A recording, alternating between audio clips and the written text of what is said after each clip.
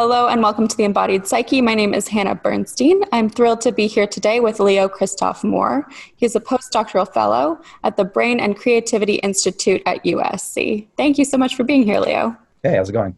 I am interested in neuroscience at like a very preliminary hobbyist level, though I think I've benefited from having friends in the field, and I'm glad that my friend Boris connected the two of us.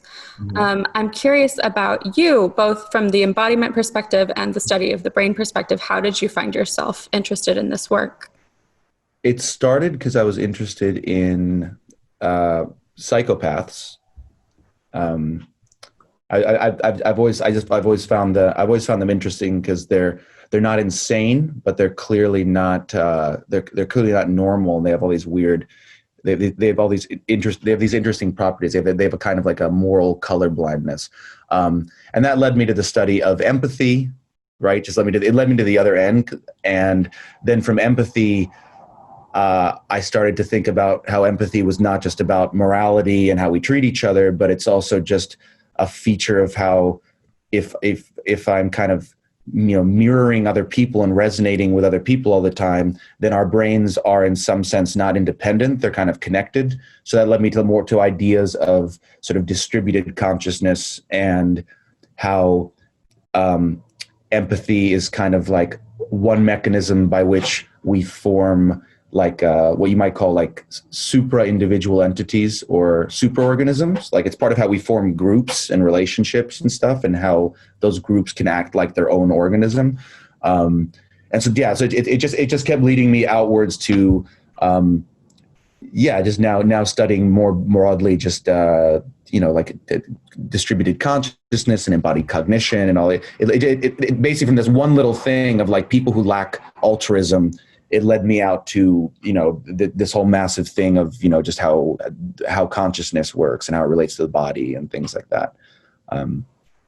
It's this continually blooming like field of interest.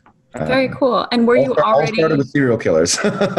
Wow. And were you interested in that like when you were young, or did that come up after you were already kind of in the field and studying science? No. I actually went to college knowing that I wanted to study human behavior because I moved a lot as a kid. So I was always the new kid. And so if you're the new kid, you have to watch people a lot and like figure out how they work so you can kind of integrate and not get screwed with too much.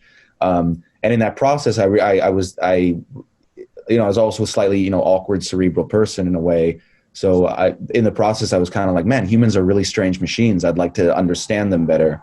But I wasn't sure what the right approach to that was. And then I took an introductory neuroscience course at Duke University in like my first year, and I was like, okay, I think this is the way to go. This is the best. It's the best of all the bad approaches we have. Bad approaches that we have to understanding human behavior. Yeah, well, not bad, sir. It's the best of all these like really like woefully incomplete approaches we have. I think neuroscience might be the best one. Very cool. And you still feel that way after being in the field for a few years? Yeah, I mean, and part of that is because it's like the brain is like the central nexus between things we say about individuals and individuals, but also things that we say about society. It's like a really good meeting point for a million different questions you might have about what it is to be human and what is the point of life and how do human beings work and things like that. The brain's a good like central point to anchor yourself in. And also I've really enjoyed being in the field of neuroscientists because neuroscientists tend to be very multidisciplinary because the brain is such a complicated organism that exists on physical and chemical and biological and computational levels. It's this big wet computer we have, and it's more than that. That to study it, you have to study physics, you have to study mathematics, you have to study chemistry, you have to study computational theory. You have to also have a basic understanding of psychology, of neuroanatomy. Like there's a million different things. So it works your brain out a lot to study the brain. So it's also, that makes it really fun. There's a million different ways you can go about the study. Because I started off in high school, I was really into chemistry, and chemistry is amazing, but there were ways in which I felt it wasn't macro enough. Like chemistry itself didn't tell me too much about consciousness, but the study of consciousness has helped if you have some founding in chemistry. That right? makes sense. Yeah. And this idea of distributed consciousness, I imagine, will be a little bit challenging to people who are more focused on independence of thought or, So can you say a little bit more about what it might mean to have this distributed consciousness? Well, it's kind of like we don't exist in a vacuum, and we never have, right? Especially humans. We're very, very socialized creatures. Like we for a number of speculated reasons, like, the growth of brain size and, how that affected when things are born and things like that. We emerge into the world, that we're born at a stage of development where we're still very malleable. So a lot of the developmental stages that for many other animals occur while they're still in the womb. So they come out being able to do a lot of the basic vocalizations, and they can often walk very quickly, and they have a lot of the basic instincts that they'll have. We don't have any of those. We come out and we emerge into this sort of social web, and so we're brought up by other people. We need the information and the input from other people all the time. So at any given point, you doesn't just encompass you. It's your models of all the different people around you. It's all the information they give you about the world. And then there's also this other level at which your internal states are just not independent from the internal states of other people. Mm. Like if you're in a relationship or even just walking down the street around other people, your brain is internally simulating much of their behavior. It's internally simulating much of what you perceive their emotions to be, their pain, things like that. So if other people live in your head that much and you're living inside other people's heads that much, then you're operating a bit more like a network. You're operating a bit more like a web. Like your consciousness doesn't end here. It extends out. Like you can think of it as like the world is reflected inwards. So hence your brain and your consciousness extends beyond the limits of like your brain and body. And people have talked about this in the realm of, for example, tool use and like cell phones and things like that. How my brain really isn't just in here. My brain is also in my phone. This has my social relationships. It has a lot of my knowledge. It has a lot of my notes app, without which I could not exist. Like I offload a lot of the information that is part of my consciousness onto these external devices. My car, it might as well be an extra set of legs. Like my body and my consciousness doesn't end here in any practical way. And when we look at that in the various ways that we do brain mapping, do we relate to objects and to other people the same way we relate to things like our limbs? Yeah, there's I'm going to be poor in detail because I don't want to misrepresent it, but there are studies that have looked at how the somatosensory cortex, which is the part of your brain that represents things happening to your body and things occurring on your body and around your body. There's evidence that we represent, for example, a tool in our hand. We after some prolonged use of it, we start to represent that tool the way we would a limb.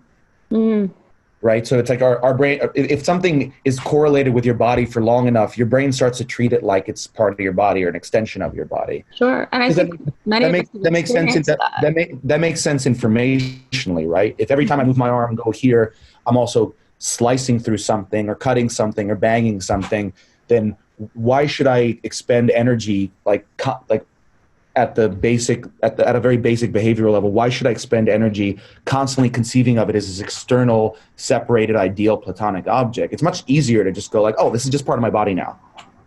Right. And the same way we're getting feedback from that knife is similar to like when we're touching something. Yeah, you get haptic feedback from the knife or the hammer. Like imagine a master chef. I bet if you did brain scans of like a master chef while they even look at their favorite knife or things even touching the knife and things like that, they would probably represent it using areas in their somatosensory cortex, whereas like an amateur might represent it more in like visual cortex or visual spatial regions, things like that. And I'm speaking very, very vaguely. on purpose. Sure, but that Yeah. might have implications about how we define terms like embodiment, which usually comes up when we're talking about our own physical form.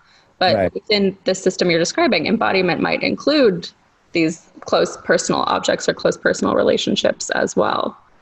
Oh, absolutely. I mean, like the mental models we have, the internal models we have of people who are close to us in our lives, they're almost semi-autonomous.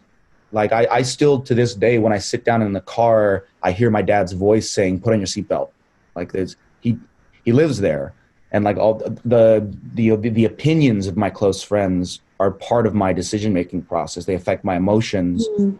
And my model of what someone else would think of what I'm doing has an effect on how I feel about what I'm doing. Sure. So within the field of psychology, we refer to that as object relations. Like Oh, we've made an object of these people in our heads and we relate to the objects. But my understanding of the way we talk about object relations is we're usually talking about the limits of our mental models, our schemas of these people. sure. Like to have them in front of us, we would often be challenged, like, that's not what my ideal of my partner would do or say, or et cetera. Right. But the human being is a little bit less predictable, I think. Yeah. Social beings are very. They don't operate the way inanimate objects operate. Like you throw a rock, the rock follows the trajectory, lands. That's one way of processing things. But an animate being is almost defined by the fact that you might throw it. I don't know why you'd throw it, but you might throw it and it might deviate course, and it might do that in a systematic way that might vary depending on the day and its own internal state. So you have to have a predictive model of these like delicate, like refined internal states of others. Just have good predictions of them, because they don't operate in like a first order kind of intuitively predictable way. Sure. Yeah. I would expect. I think that's why I'm far from the first person to say this, but that may be why social animals tend to be among the most cognitively complex, and it's simply because the cognitive machinery, the neural machinery that you need to evolve in order to operate as a social animal requires such a complexity of processing that alone means you're more intelligent. Just to be able to grasp and understand that different beings around you have different intentions and different patterns of behavior, and you have to model that sort of level of complexity of representation alone means you need more neural machinery. You need more complex machinery just to do that. So the odds are you'll be a lot smart. Odds are you'll be smarter. Smarter. Let's say more cognitively complex. That's interesting. I like that. Is the best word. Yeah. So you've brought up embodied cognition in some of your descriptions before. What's like a working definition of embodied cognition?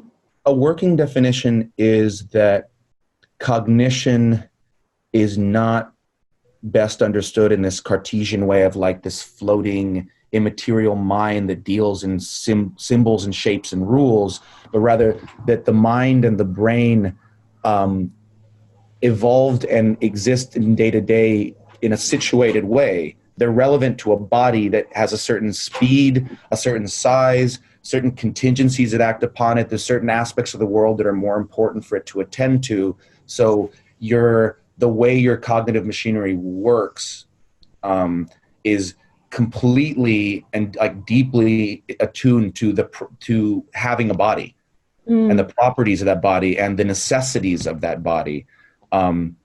Such that like it basically means that it's really hard to conceive of an intelligence that doesn't have something like a body, like a completely disembodied, immaterial, ever-present, omnipresent intelligence. Like we have no conception of what that would, if we would even understand that as an intelligence, because it's not situated. It's not situated in time and place, and it doesn't have a specific set of needs.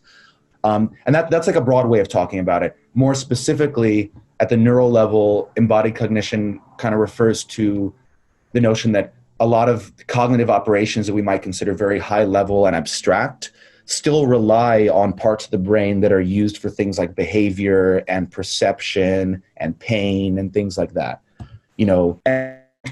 And one example of that one example of that, one of the classic findings is from like the mental simulation literature, is that if you're asked to rotate a very complex object in space, this is a task that's done where they say, here's this object, now rotate it such that basically how many rotations, or would it be able to fit with this other object? And in order to do that, you have to sit there, make this model.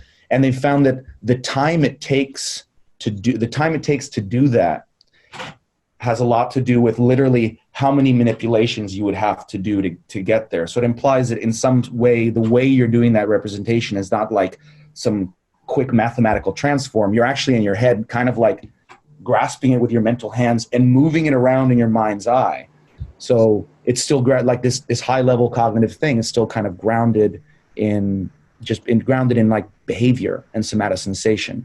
In physical reality, yeah. I sometimes hear futurists speculate about a world in which you could download your brain on a computer. Does that make any sense within an embodied cognition model? Yeah, that's been talked about. I think, and this is something that the director of our institute, Antonio Damasio, has written about a great deal, and he gives that a pretty fat no, because he's the idea being that the notion of an intelligence and a brain operating without the contingencies and realities of a body wouldn't be a consciousness the way we understand it. So like the idea that that you could download your brain into a computer, like I think you could arrive at like a simulacrum that maybe responded much in the same way you would. Like you could have like a little personal companion that kind of that kind of responded the same way and had a similar personality and way of looking at the world as like your departed loved one or something like that. But it's not them. And part of that has to do with the fact that they're not situated in a body. And actually one of the solutions to this, this is the subject of a recent paper from our institute by Kingston Mann and Antonio Damasio, is the idea that to create truly intelligent AIs, to get to the next level of to get to a truly intelligent AI, and an intelligent AI in the way we conceive of intelligence, like the things we prize about human intelligence, the creativity, the adaptability, the dynamics, that you need to embody it. That we kind of need to give AIs something at least approximating a body, or that has the contingencies and realities of a body.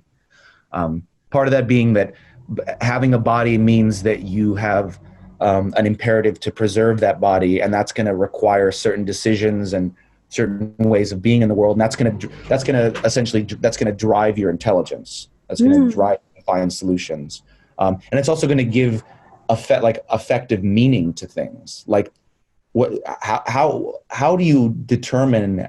How do you label? What is optimal, what is not optimal, what is good and what is bad, what is achievable and desirable and what is not, in a sort of emergent, natural, organic way, without having something that needs to be optimal, that needs to be maintained. How would you have feelings? How would you have valence? Like why would one thing be more desirable than the other? How would you have an AI that understood pain and that understood to not hurt others, right? How would you have not even empathic, but how would you have moral AIs if they're not at all embodied? If you're not embodied, how do you understand the contingencies of being an organism? And hence, how could you ever really understand suffering and pain and want to avoid it? But once we've got these AIs who suffer and experience pain, there's all kinds of moral questions about like the disposal of these beings. Like, oh yeah, that's a whole nother can of worms. It's more about like the very specific question of, could we achieve something that looks more like human intelligence in AI? Because that's an ongoing question, right? Like we can make something that can beat anything at Go. We can make something that can recognize objects on the street. We can make something that can drive a car. that's still not the same as our intelligence, even if you can make an AI that can read your emotions and decode them, or an AI that can understand humans and even respond as if it's conscious. That's not the same as consciousness. Yeah. So I should say that. Sorry, it's more that, like, if we ever want to think about an AI that's conscious and one that we don't have to be terrified of, we kind of have to think about how how to embody them, how they are embodied. Very cool. And Right. what's your specific area of research these days? My area of research specifically is we're working on looking at how affective processes, so the processes involving emotions and feelings, how they contribute to intelligence, to general intelligence. Not just emotional intelligence, but to like general, like the kind of intelligence we read on IQ tests. Are there any detriments to a high degree of empathy? I mean, that's a different question.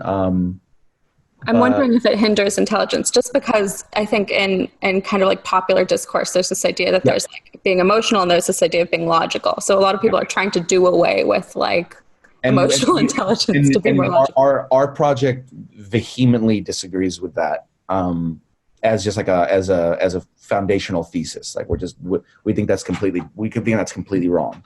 That intelligence that intelligence is not only like integrated with and inseparable from affective processes, but that it often relies on them. There are like, again, I'm not talking about the type of intelligence we use for, playing chess necessarily or things like that, but just this general, the kind of intelligence that allows me to like navigate through the world and dynamically adapt to things and be creative, creatively, that you require feelings for that. That feelings are important for intelligence, and we're trying to actually show that empirically, show how neural processes involved in experiencing emotion, even literally just like looking at a emotionally evocative photograph, that those neural processes can be shown to contribute to general intelligence and be important for general intelligence. How are you guys measuring general intelligence? We use a lot of different measures, but the main one we use is called the Ways 4, and it's off the top of my head, I don't know if that's the same as this sort of the general IQ test. I don't think it is, but it's at least equivalent. And it measures things like perceptual reasoning, working memory, verbal reasoning, processing speed. How good is your processor? And all the tasks in it are things like, think of synonyms for different words, solve math problems, find what's the next logical pattern in this sequence of shapes. Really basic stuff. None of that in any way, seems to involve emotion, yet we've been able to show in some preliminary data that that people's brain activity during affective processes can predict how good they are at those different tasks. That's very interesting. Yeah. Yeah. I mean, yeah. It tracks with my experience, and maybe this is a different thing than what you're measuring, but it tracks with my experience of highly intelligent people as also usually unusually sensitive people and very creatively minded people. Yeah. I think we tend to, when we think high intelligence, we tend to go straight to a certain kind of intelligent person, which is like like Rain Man type thing, like just like someone who can just do crazy calculations in their head, that kind of thing, that kind of hyper analytical, borderline autism spectrum-y kind, vision of what an intelligent person is. But I mean, there are many different types of high intelligence, and I think even in those cases, I mean, you saw how sensitive Rain Man was, and I started to be referring to Rain Man, it's just a fictional thing, but yeah, I think very intelligent people tend to be very sensitive, like deeply sensitive people. I mean, it's often why they can be very like unhappy or unstable, because it's just they're dealing with a lot of machinery, Yeah. And on the other side of the coin, I'm thinking about you and our mutual friend Boris, who's also studied neuroscience extensively, and like the two of you also have like a band and make really interesting music.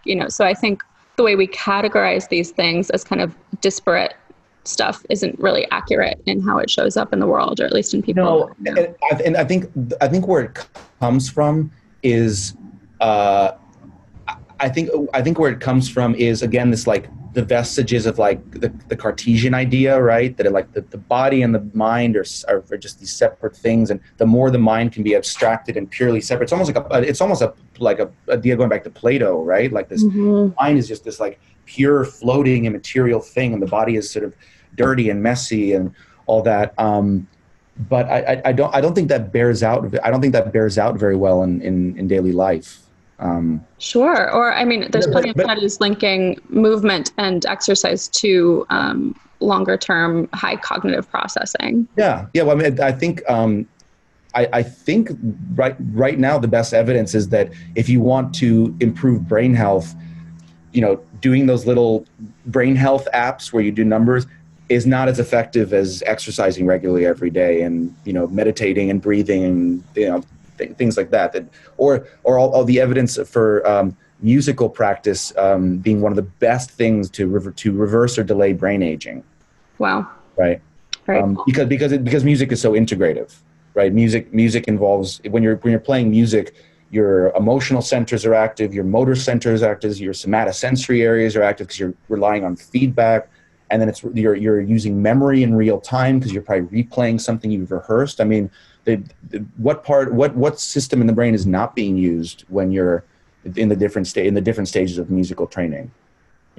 That's why if I have kids, I'm gonna try. I mean, I can't force them, but like to play music and do martial arts, right? Be really fit and disciplined, and play a musical instrument. I think that's tremendously important. Very cool. Yeah. Well, thank you, Leo. This is really fascinating. I think one of the things I find most interesting about an in-depth discussion with someone in your field is I usually come across more openness, and you and I were talking about this openness to some of the like things I witness in my esoteric practices, like Sure. the efficacy of what gets defined as energy work. Right. That I personally am curious about the mechanisms behind. I don't buy into the idea that it's just like this magic that's been passed down from teacher to student through like the process of attunement. Maybe there's something to that, right? But it's hard to see the mechanisms behind. I want things to be empirically definable. And it's just been really interesting for me that when I have a conversation with someone like you, we can look at like, okay, what might be the reason behind that being effective? Whereas this more popular idea of science, I'm grouping this in with this idea that like logic is separate from emotion. Sure. We would say like, well, that's just a pseudoscience. Like there's nothing there. Just put it in a category we don't want to touch. So I guess I'm wondering if briefly we could speak to some of that about like maybe kind of the nuance of what gets grouped into as like placebo effect, things of that nature. Oh, well, I remember when we had our pre-interview conversation, we were talking about Reiki, for example, for some time. And my approach to things of that nature is, especially if these are like very, very old disciplines, is that we shouldn't whenever we have observations that something seems to work, right? Like I did this, then this happened. We try to tell stories about why it happened, right? A lot of the stories, like in Tai Chi, in like acupuncture, Reiki, a lot of the stories are not only very old, but they come from traditions that aren't from this very specific, like empirical tradition that came out of a certain part of Europe and has become like, it's kind of the central way in which stories are told within the realm of empirical science. We have certain ways that we tell stories, and they have certain standards for them and ways they're tested and the way they're formulated. So I think people get I get skeptical when people get too invested in the story. They're like, listen, this works because this specific type of energy that was probably first described in a text like 2,000 years ago, before the notion of energy meant even the same thing, right?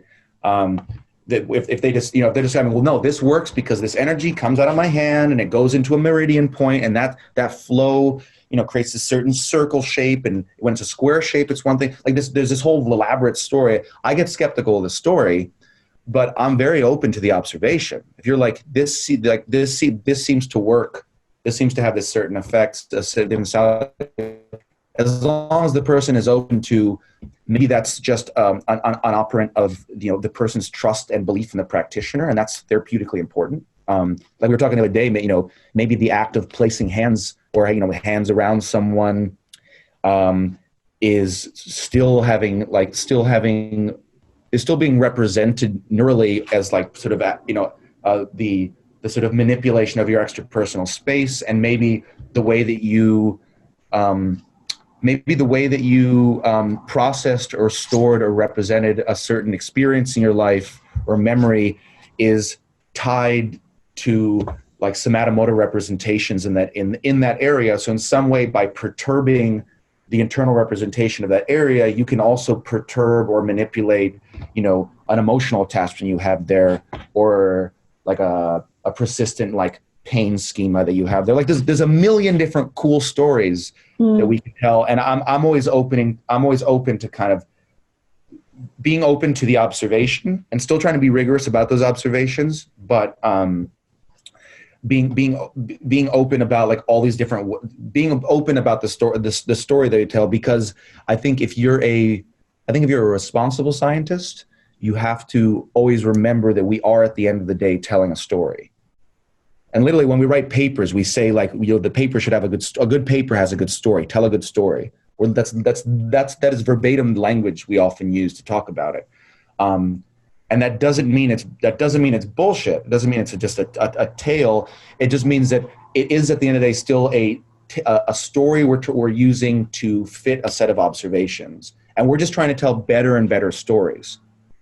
Right. So the point is, don't get attached to the story. Stick with the observation, and like have a little like openness and give with the stories you tell, or even better, be able to entertain multiple stories simultaneously and assign them different degrees of probability. Yeah, I love this reinterpretation of hypothesis as a narrative. I think that's a really interesting way of. Well, I mean, that's kind of I'm actually reading a lot of the foundational stuff on it, so I'm really not an expert yet. It's a very superficial of Bayesian, the Bayesian approach to statistics.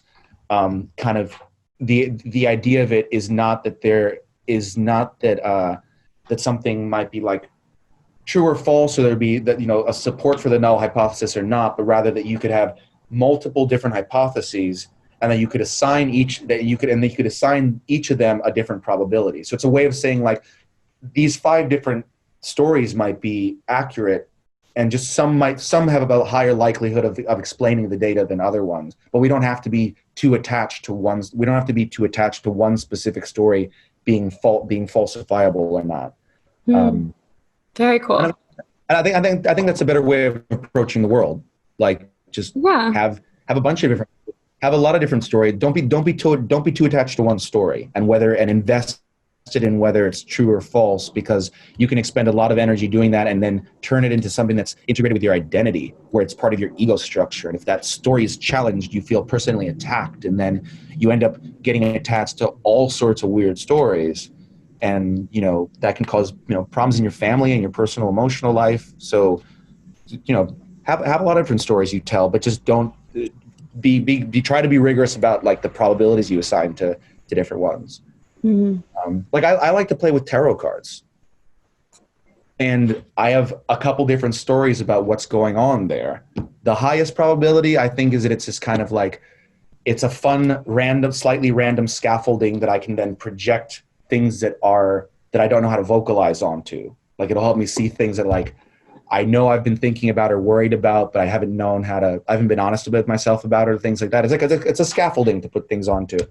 And then there's like the story that has, I think, a really, really small probability that like it's actually picking up on, the central magical order of the universe, or something along those lines. But I can still have fun with it, because I'm not wedded to, is this real or not? I don't have to be wedded. You can be more playful. And all the best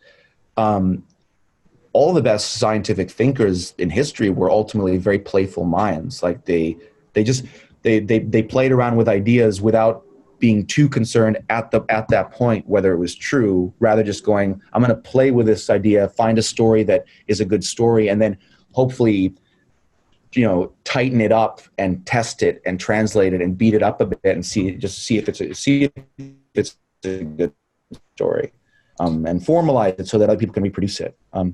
Given that kind of pattern of playfulness in the best scientific minds throughout history, do you have any interpretation or maybe even judgment of what's going on with people who dismiss novel ideas out of hand and stay kind of attached to what they think is certain? I think that it comes down to, this is one of my stories, and I think it comes down to a difference in predisposition. I think some people are kind of like, you could call it neophobes, and some people are kind of neophiles. And another way to think about this is people who like exploiting versus people who like exploring. And I don't mean exploiting in a negative connotation, like exploiting the tribe. I mean in the sense that people who like to go deep versus people who like to explore out. And I think that might even be related to the nomad archetype versus the sort of settler or agricultural archetype in human development. I think there's some people who have a greater tendency to seek a stable model that works well enough because that gives a measure of comfort.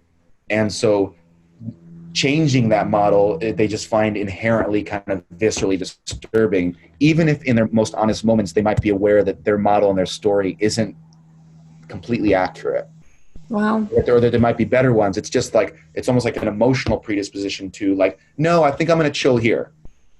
I think I'm going to stay on this one, versus the tendency to go like, yeah, this is nice, but like, let's try this. Like, I think there are people who are comforted and stimulated by novelty and stimulated by change. They like new ideas and like things. And the problem is that both strategies have their advantages, and you kind of, it's almost like finding an optimal balance. Like if you're always exploring and never exploiting, then you never get to see how good a different solution is, because you're always off to the next one. Like if you're it's like people who at a music festival, some people are just like, they listen to one song, they're like, hey, let's go see what's playing at the other stage. And then they go to there and they're like, cool. And you finally settle down, you're like enjoying your beer. Like, no, this is fine, but maybe the next one's better. And you keep going and searching. Someone who's doing that constantly is a maniac. It's not fun at all. But then you have the other end of it, which is the exploit type, which is the person who's just like, you know what? I have my beer. This band is fine enough. It's good enough. And you're like, yeah, but like, this might be really good. And they're like, nah, I'm good. I'm good here. I don't want, like, I don't want to. And they might even like not like the idea. And that's just one example, but we've all seen that divergence. Definitely. And I think it extends to intellectual ideas as well. Sure. And your recognition of it as maybe an inborn personality type, I think gives us a little bit more grace to look at people and say like, you know what, I'm seeking out what's fun for me. You're seeking out what's fun for you. Maybe we don't have to challenge each other so much, but recognize these as just personality differences. Yeah. So challenge each other a little bit. Yeah, and again, to like find what is the optimal balance between those two strategies, based on the context, which is difficult. That's the challenge, is finding that optimal. That's the challenge, is finding the optimal balance between those two tendencies. I think another thing, and this is kind of what I was referring to before a bit, is I think another reason why there's resistance to novel ideas and change is that we start to associate our stories start to become part of our structure that we associate with ourself and our world. So there are some stories I may have that if you challenge that one, I take that, the way I interpret that emotionally and internally is like you're trying to tear down the structure of my world. My world relies on this idea. And that gets really scary and really dangerous, I think, when you build an entire world on an idea that's not a very good one, or a very faulty one, or an inconsistent one. It's like building an entire house on this one beam that's always cracking and always breaking, because you're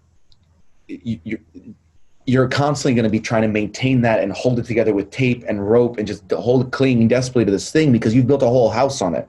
And that happens with people's careers a lot. Like you'll find it happens with scientists, happens with everybody, where they've built a whole career on this one hypothesis, this big idea, this big paper that got them famous when they were a grad student, and that's what they're known for.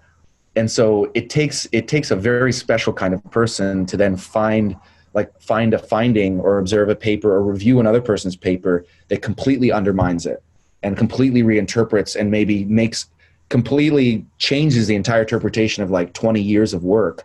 That takes a very special kind of person to not be disturbed by that and not try to defend the idea, even if they know they might be wrong, right? Mm-hmm. So I think that's part of it too, that the resistance to novel ideas may also come from, to what extent has that idea or that story become part of your ego structure, part of the thing that supports you, part of the thing that gives you comfort and supports you emotionally and gives a sense you have some basic understanding of the world. Well, thank you so much, Leo. I know we're out of time for today, but I've really enjoyed this conversation, and I appreciate you bringing that neuroscientific perspective to embodiment and cognition and the psyche a little bit too. And then you mentioned, I was trying to think of a good exercise, because you were saying you like to recommend. Yeah, if you're willing to go a little over time, I would love it if you'd share something for our viewers at home to do. This has been recommended a bunch, but I really think everyone should try to do, even if it's 5 minutes, but some form of mindfulness meditation.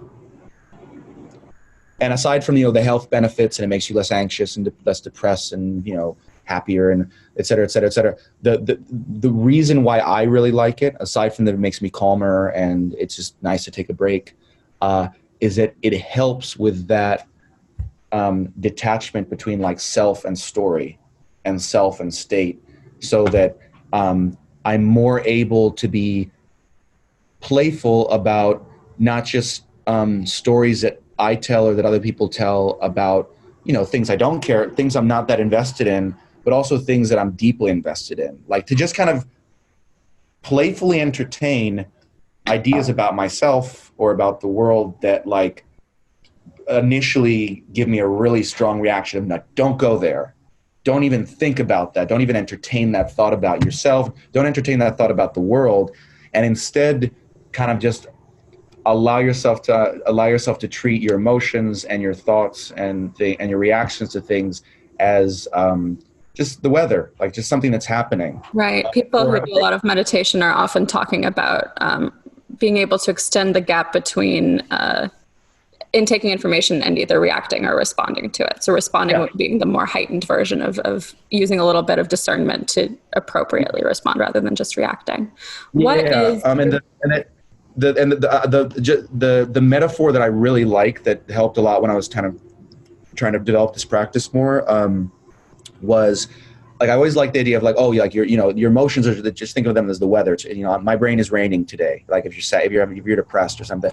But another really good one was one that Duncan Trussell said in like the Midnight Gospel, that really lovely animated podcast he has, where he was talking about how sometimes if you have a really negative or disturbing thought, think of it as if you're in a big clearing, a forest clearing, and just this odd animal walked in.